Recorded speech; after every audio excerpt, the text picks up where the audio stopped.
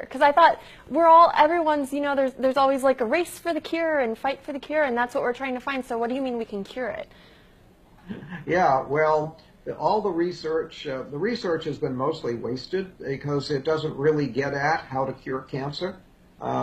Most of the research dollars go to how to measure cancer and how to treat cancer, but not how to cure it or how to prevent it. And again, the technology, the knowledge to prevent and cure cancer already exists. All we have to do is teach it to people, put it to use, and that's why I wrote a whole book on it. My book, Never Fear Cancer Again, because you don't need to fear cancer. Never fear cancer again because we know how to prevent it, we know how to cure it. All we need to do is teach people how to do it. So what is the cure? Well, we talked about, in the first segment about cells, how the body is made of these little microscopic units of cells. You cannot be sick unless cells malfunction. Well, when cells malfunction in a certain way, we get what we call cancer. Well, what is that certain way? That certain way is that the cell is no longer metabolizing oxygen properly. So there is a deficiency of oxygen metabolism in the cell. When that happens, the cell turns into a cancer cell. So your job is to make sure that all of your cells are getting adequate amounts of oxygen and processing that oxygen properly. And then if you have cancer, you have to again make sure that the cells are getting and processing oxygen, and then the cancer simply goes away and disappears. I mean, we have people who read my books with stage 4 cancer, people who were sent home to die. They're told by their doctor, there's nothing more we can do for you. Go home, call hospice, die. They read the book, they cure their cancer, and it's all gone. It's so simple to do. So how do you make sure that your cells are getting enough oxygen? Because I can't tell. I mean, my cells look fine to me. I don't know. Yeah, well, they do look fine. Well, one thing you can do is to stop eating sugar.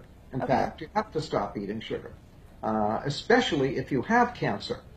Cancer cells eat only one food, and that's sugar. Really? Oh, yeah. Oh, and I had they no eat idea. a tremendous amount of sugar. So if you eat sugar, you're feeding the cancer. So if you have cancer, you have to be off of all sugar. And if you want to prevent cancer, be off of all sugar. Sugar causes cancer in many different ways. For example, we talked about the fact that sugar lowers your immunity, damages your immunity. Well, your immune system is your #1 defense against cancer. So if every day you're constantly lowering your immunity because you're eating sugar, you're going to make yourself more susceptible to cancer. Then if you do have a cancer cell in your body, the cancer cell needs a lot of sugar. So if you're eating a lot of sugar, you're feeding the cancer cell, helping it to grow.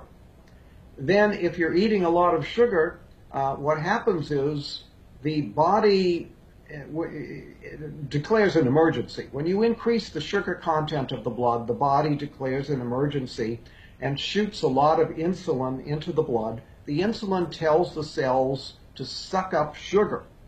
So the cells do that. They go and they take all the sugar up, but now the cell has too much sugar. And what the cell does is it produces a saturated fat out of the sugar, and then it puts the fat into the cell membrane. Well, when you put the fat into the cell membrane, you damage the ability of oxygen to get into the cell.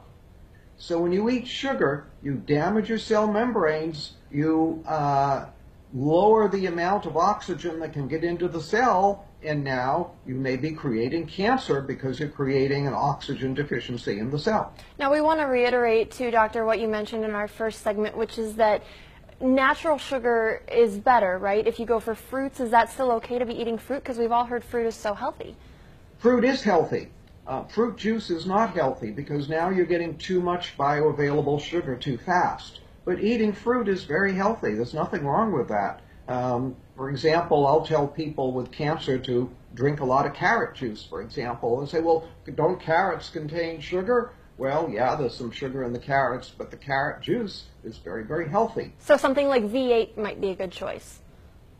No, not a good choice, because you're basically dealing with a lot of vegetables that are probably are very moldy and very old and just not healthy. So you're taking a lot of unhealthy stuff and making an unhealthy drink out of it. Wow. I thought V8 was the healthiest drink you could go to. Now, we only have a couple minutes left, but we want to talk about your other book, which is actually dealing entirely with weight loss. And this is something else you say, that people can lose weight for good and not do it through dieting, right? Absolutely. You shouldn't diet. Dieting is very bad for you, especially yo-yo dieting. Lowers your immunity and can actually damage your heart, do a lot of problems. So what you want to do is lose weight. Well, a simple way to do that is to stop eating sugar. I'm starting to sense a theme here with the sugar. Seems Yeah. like that's the answer to all of these problems. Sugar is a key.